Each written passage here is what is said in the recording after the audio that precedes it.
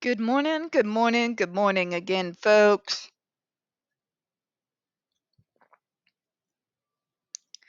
Welcome to this morning's second front load and another episode of Spilling Tea. I'm your host, Tiffany Daniels, and we are going to that horrible world known as the JRC. But before we do, the usual disclaimers and also another complaint. Getting old sucks, folks. Okay? I hate waking up in the morning and like this side of my neck hurts. For no reason. Just woke up.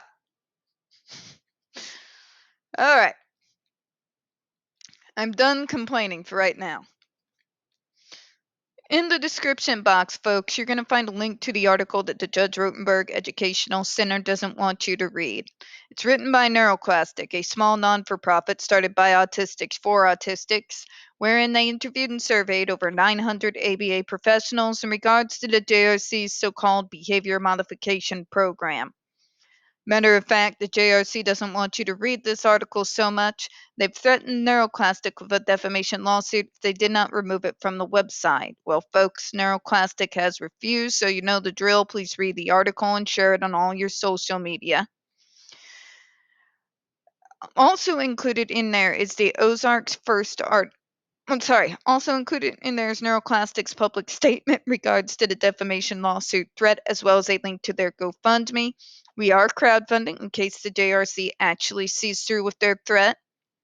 Also in there is the Ozarks first article in regards to Agape Boarding School, also known as Stone for Help Boarding School, a so-called Christian-themed boarding school based out of Stockton, Missouri that takes in so-called troubled male teens that has impending over 21 civil lawsuits, claims, and allegations leveled against it, all which have been thus far substantiated by the Missouri Department of Social Services, and they include the following: sodomy, rape, sexual assault, child abuse, psychological and emotional abuse, child trafficking, starvation, and that's just for starters. You have one former staff member arrested by the FBI, another a doctor, still on the premises with full access to the boys up on multiple, again, substantiated claims of sodomy, rape, and sexual assault of the boys there. Hold on, folks. What, Mr. Brahma Cat? Meow meow. Meow meow.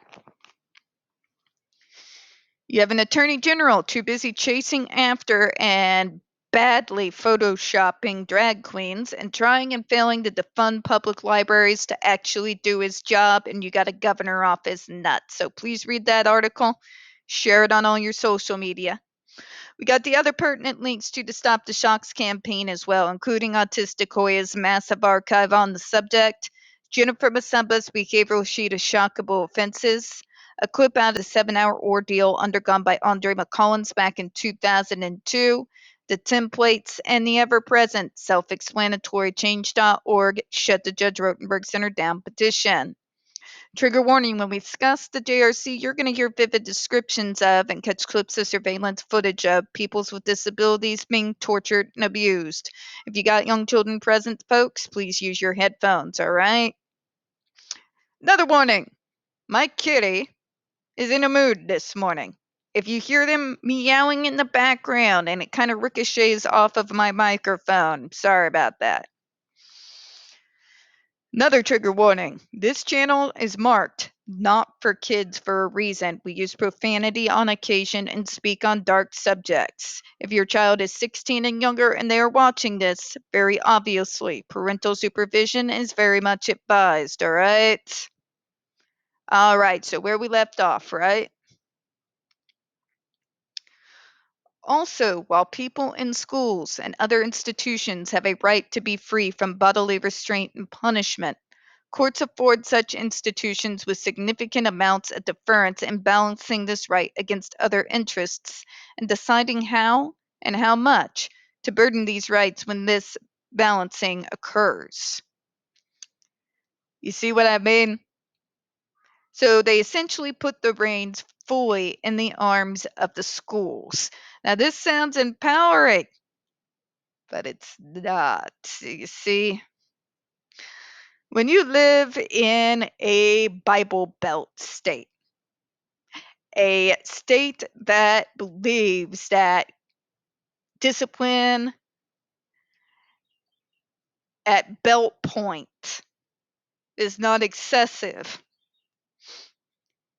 and you're putting discipline at school's discretion,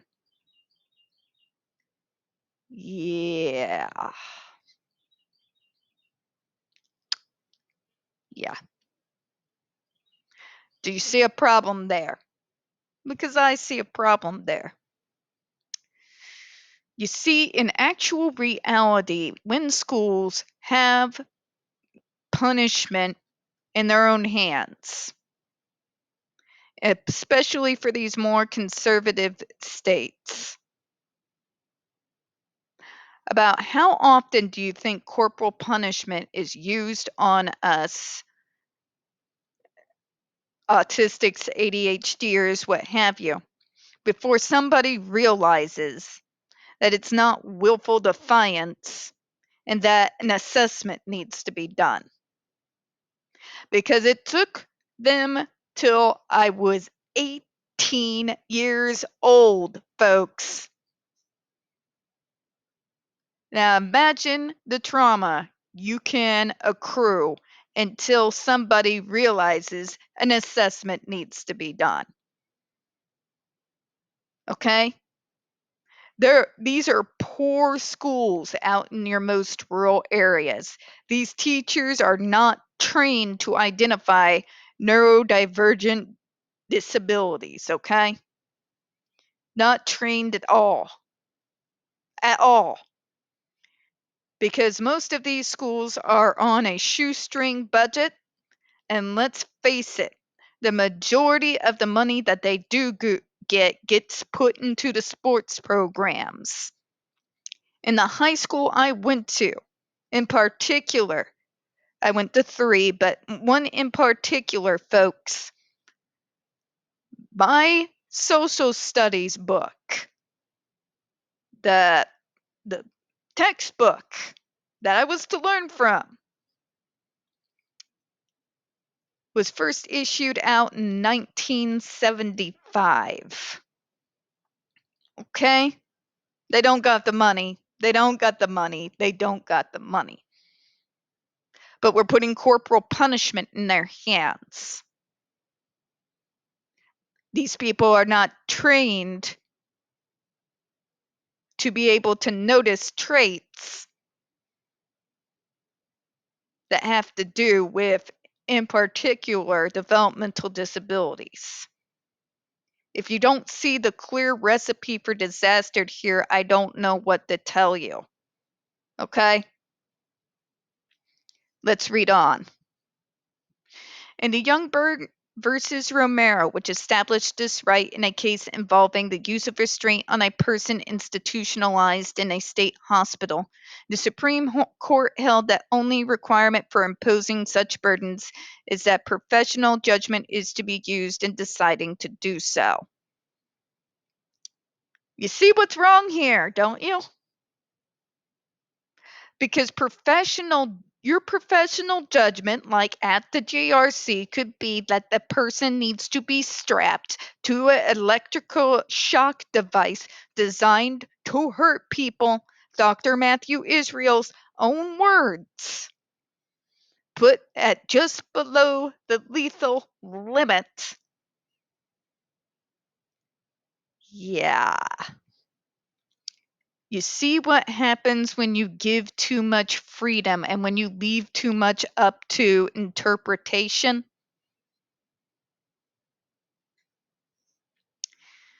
This imposes a very low standard for schools and facilities to meet in justifying even the very restrictive and intrusive practices. Our illustration of this can be found in the Heedman versus Rother, in which the Eighth Circuit Court of Appeals found no violation of substantive due process, where a girl with physical and developmental disabilities was left on the floor while restrained by a blanket wrapped tightly around her at her school on several occasions. Jesus. It found that the school physical therapist had her wrapped in the blanket for her security and comfort, and that thus her substantive due process rights had not been violated, as this decision fell within the range of valid professional judgment.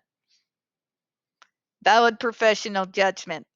To be restrained so much that you cannot move, but this doesn't violate your rights. This world is not as progressive as the media and politicians would have you believe that it is. Okay? We are still relying on very antiquated laws, obviously, that have not been updated with the times. There is a reason why Shane Neuermeyer is bringing these laws to your attention, folks. He's doing it so that you can see what's going on here. It, in fact, went so far as to say that in order to hold otherwise, it have needed to find that there had been a substantial departure, emphasis in original text, from professional judgment, practice, or standards, creating, if anything, a higher burden for plaintiffs to meet the established in Youngberg. To put it in layman's terms,